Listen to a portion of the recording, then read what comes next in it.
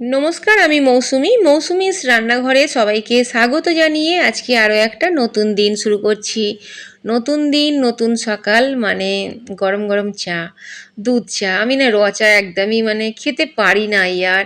কখনো সখনো যদি মাথা যন্ত্রণার ভয়ে খাই আর কি, তখন ওই ওষুধ না মানে সিরাপ যেমন ওই ছোট ঢাকনায় ঢেলে আর কি, যেমন গালে টকাস করে ঢেলে দেয়, আমি র চা ঠিক ওইভাবে দু এক ঘোঁট খেয়ে নিই ওষুধের মতো। মানে ইচ্ছা থাকে না, কিন্তু ওই যে মাথা ধরে যাবে আর কি, মানে মাথার যন্ত্রণা স্টার্ট হয়ে যাবে, নেশা হয়ে গেছে তো দুবেলা খাওয়া। তো মানে ছেড়ে দিলে ওটা ফট করে না মাথা যন্ত্রণা স্টার্ট হয়ে যাবে। আর জানো তো আমার না যখন মাথা যন্ত্রণা হয় না, তখন মারাত্মক পরিমাণে হয়, মারাত্মক পরিমাণে, মানে অসহ্য, মানে সহ্য করা যাবে না মাথার ভিতরে, এমন হয়। তো আমার না ছোটবেলা থেকেই মাথা যন্ত্রণা হয়, সবারই হয় কম বেশি, ঠিক আছে। আর আমার যখন মাথা যন্ত্রণা হয় না, তখন আমার গা বমি করে, মানে বমি বমি লাগে, কেন জানি না, ছোটবেলা থেকেই অ্যাকচুয়ালি হয়।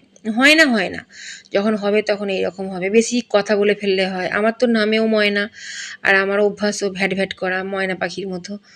তো আমি প্রচুর কথা বলি, যখন বেশি কথা বলে ফেলি কারোর সাথে তখনও মাথা যন্ত্রণা হয়, ঠিক আছে। তারপরে চা না খেলে হয়, অনেক কারণে আমার মাথা যন্ত্রণা হয় ভাই। তো চা বানাচ্ছিলাম, তোমরা তো দেখলে, মা আর আমি দুজনে মিলে চা খাবো। আমি চা বানাচ্ছিলাম, মা আমাকে জোগাড় দিল, সব রান্নাঘর থেকে এনে দেয়। তো আমি বানিয়ে নিই আর কি চাটা। মা বলে আমি বানিয়ে দিই না তোকে রান্নাঘর থেকে, আলি না না আমি বানাবো নিজে হাতে, ভালো লাগে আর কি। তো যাই হোক, এই হচ্ছে ব্যাপার। তো মা বসেছিল আমার সঙ্গে গল্প করছিল, আমি সেই সময়টা চা করছিলাম। তো এখন হচ্ছে দুপুরে রান্নাবান্না। তার আগে বলি যে আচ্ছা, এখন যে রান্নাবান্না করছি মা কিন্তু অন্যান্য কাজ করছে, ঠিক আছে। সকালে না প্রত্যেক দিন ঘুম থেকে ওঠার পরে যখন ব্রাশ করব আর কি, তারপরে ব্রাশ করে মুখ টুক ধুলাম, তারপরেই না আমাকে থাইরয়েডের ওষুধটা খেতে হয় আগে। কারণ থাইরয়েডটা হয়ে গেল প্রায় অনেক বছরই আমার মধ্যে বাস করে আর কি, ফুলো থাইরয়েড যেটা হয়। তো থাইরয়েড শুনেছি নাকি 3 রকম হয়, একটা মোটা, একটা রোগা, আর একটা কি হয় আমি ঠিক জানি না। যাই হোক, তো আমারটা মোটা থাইরয়েডটা। গাড়ি যাচ্ছে বাইরে, আওয়াজ আসছে। তো যাই হোক, রাস্তার ধারে না বাড়ি হলে এই এক সমস্যা। আমি অনেকক্ষণ ধরে ভয়েস দেবো বলে কিন্তু বসেছিলাম, ঠিক আছে। তো একটার পর একটা গাড়ি যাচ্ছে, একদম রাস্তার ধারে তো, মানে রোড থেকে 2 মিনিট ভিতরে এলেই আমাদের বাড়ি, ঠিক আছে। কিন্তু হলে কি হবে, মানে আমাদের বাড়ির মানে দু সাইডে রাস্তা, তো শর্টকাট পড়ে রোডে উঠতে গেলে, মানে রোডে উঠতে গেলে বা রোড থেকে যদি মানে শর্টকাটে কেউ বাড়ি যেতে চায়, তাহলে শর্টকাট রাস্তা হচ্ছে আমাদের বাড়ির দু সাইডে। তো যার জন্য সব সময় গাড়ি যাচ্ছে, রাত 2টো 1টা, সারাদিন 24 ঘন্টা গাড়ি, 24 ঘন্টার। আমাদের এইখানকার লোক না, যেটা আমি মানে আমার বিয়ের পর যে অভিজ্ঞতাটা আমার হলো আর কি, যে মানে প্রত্যেকটা বাড়িতে না ভাই, প্রত্যেকটা বাড়িতে যার যত খারাপ অবস্থাই হোক না কেন, সবার বাড়িতে একটা করে বাইক ঠিক আছে, ঠিক আছে। আমাদের বাগনানে কিন্তু এই জিনিসটা নেই, অনেকেরই বাড়িতে নেই। তবে এখন আমাদের বংশে সব গাড়ি, 2টো 3টে করে গাড়ি হয়ে গেছে আমাদের গয়লা বংশে, ঠিক আছে। তো যাই হোক, কিন্তু আন্দুলটা ভাই অন্যরকম, সবার ঘরে একটা দুটো ঘর হলেও ভাড়া দেয়া থাকে, ঠিক আছে। কারণ এখানকার মানুষজনকে আমি পরিশ্রম করতে খুব কম দেখি, দেখি নাই বলা চলে আর কি, ঠিক আছে। এখানকার মানুষ ওই যে একটু কষ্ট করে 2-4টে ঘর করে নিল, নিয়ে সেগুলো ভাড়া দিয়ে দিল, দিয়ে মানে চলে যায়, তাদের সংসার হয়তো চলে যায়। এমন অনেক আছে ভাই, আমাদেরই তো আছে, আমাদেরই আছে। তবে আমার বর ডিউটি করে, ঠিক আছে, আমার বর চাকরি করে। আমাদের খরচা প্রচুর, মানে মারাত্মক পরিমাণে খরচা। আমার মেয়ের বিশাল বায়না ভাই, ঠিক আছে, ছেলে এখন বড় হয়ে গেছে। যাক বাদ দাও, কোথা থেকে কোথা চলে এলাম দেখো কথা বলতে বলতে। তো যাই হোক, যেটা বলছিলাম, যে মা সব জোগাড় দেয়, আমি রান্না করি।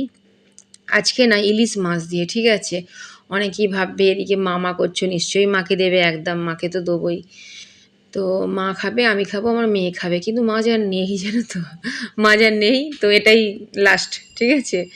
তো 2 পিস চাকা ছিল, মোড়ো ছিল, ওদের দুজনকে 2টো চাকা দেবো, আর মোড়োটা আমি খেয়ে নেবো। আর সত্যি বলতে মাছের দিকে তো আমার লক্ষ্য নেই, আমার লক্ষ্য তো মানে এই তেলটার দিকে। তবে সবটা খাবো না, আমার মেয়েও ইলিশ মাছের তেল খেতে খুব ভালোবাসে, আর সবটা একদিনে খাওয়া হবে না, রেখে খাবো, ফ্রিজে রেখে খাবো, সত্যি বলছি 2 দিন এটা চালাবো।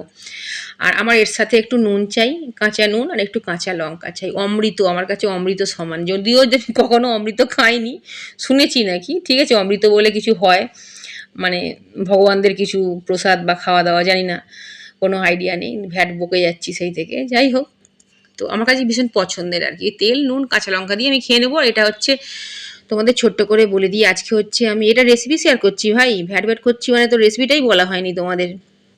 কাঁচা লঙ্কা দিয়ে, কাঁচা কলা দিয়ে, আলু দিয়ে ইলিশ মাছের পাতলা ঝোল করেছি, ঠিক আছে।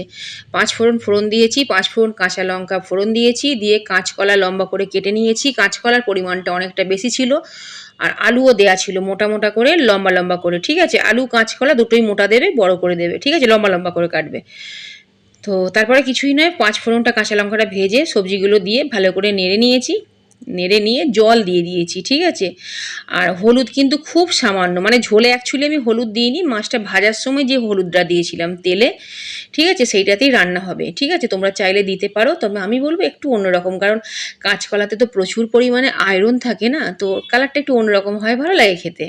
আর একটু হালকা, দেখতেও হালকা লাগে। প্রত্যেক দিন তো সেই আমরা মানে হলুদ হলুদ রান্না খাই, আমরা বাঙালি মানে সব রান্নায় মানে মন খুলে হলুদ দিই, তাই না? তো একটু অন্যরকম ভালো লাগবে, একদম পাতলা। তেল দেখলে তো যে মাছটা ভেজে নিয়েছিলাম প্রথমে, ঠিক আছে, কাঁচা মাছ নয়, নুন হলুদ দিয়ে মানে মাছটাকে, ইলিশ মাছটাকে ভেজে তুলে নিয়েছিলাম। তারপরে মাছেরও তেল বেরিয়েছে অনেকটা, সর্ষের তেলে কিন্তু রান্নাটা করতে হবে।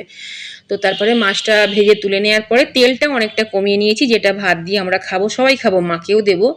গরম ভাতে ইলিশ মাছের তেল দিয়ে খেতে খুব ভালো লাগে, মা খাবে, মেয়ে খাবে, আমি খাবো, আমরা 3 মা মেয়ে মিলে খাবো আর কি। যাই হোক, তারপরে খুব সামান্য যে তেলটা ছিল কড়াতে লেগে, ওতেই ফোড়ন দিয়ে ভেজে নিয়েছিলাম। ভেজে নেওয়ার পরে বাকি রান্না করেছি, যেমন ঝোল হয় আর আলু আর সেদ্ধ হয়ে যাবে, কী বলে মানে আলু আর কাঁচকলা সেদ্ধ হয়ে গেলে মাছটা দিয়ে আরও 2-1 মিনিট ফুটিয়ে নিতে হবে। তবে ইলিশ মাছ তো খুব তাড়াতাড়ি মানে নরম হয়ে যায়, মানে সেদ্ধ হয়ে যায়। তো একদম লাস্টের দিকে যখন পুরো সেদ্ধ হয়ে যাবে, ঝোল যতটা রাখবে ততটা হিসাবে তোমরা দেবে, ঠিক আছে, মানে সেই হিসাবে আর কি রাখবে, কমাবে, ঠিক আছে। লাস্টের দিকে মোটামুটি নামানোর 2 মিনিট আগে ইলিশ মাছটা দিয়ে হাই ফ্লেমে একটুখানি ফুটিয়ে নেবে, চাপা দেবে না, ঠিক আছে, তাহলে মাছ ভেঙে যাবে কিন্তু। তো তারপরে বাস রেডি, কাঁচকলা দিয়ে ইলিশ মাছের পাতলা ঝোল। কীরকম লাগলো অবশ্যই আমাকে বলে দেবে, আর গরম ভাতে অবশ্যই খাবে এটা। দুপুরে তো আমরা সবাই মিলে খাওয়া দাওয়া করে নিয়েছিলাম, তারপরে আমার মেয়ে রায়তা বানিয়েছিল, যেটা দেখালাম আর কি তোমাদের, ওর জন্য বানিয়ে নিয়েছিল। তো এখন হচ্ছে বিকেল, বিকেলে মা আর মেয়ে দুজনে যাচ্ছে শপিং মলে। আমি ভাই খুব গরিব মানুষ, আমি মল টল থেকে কেনাকাটা করি না, ঠিক আছে, জুন তো বড়লোক বাবার মেয়ে না, তো ওই জন্য আর কি। তো যাই হোক, ও মল থেকে কেনাকাটা করে ভাই, আমি হচ্ছি ফুটপাতের কাস্টমার। তো আমি বললাম যা, আমার মাটাকে নিয়ে যা, আমার মাটাকেও একটু মলে ঘুরিয়ে নিয়ে আয়।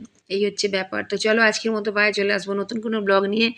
Thanks for watching, love you guys, Radhe Radhe, জয় শ্রীকৃষ্ণ।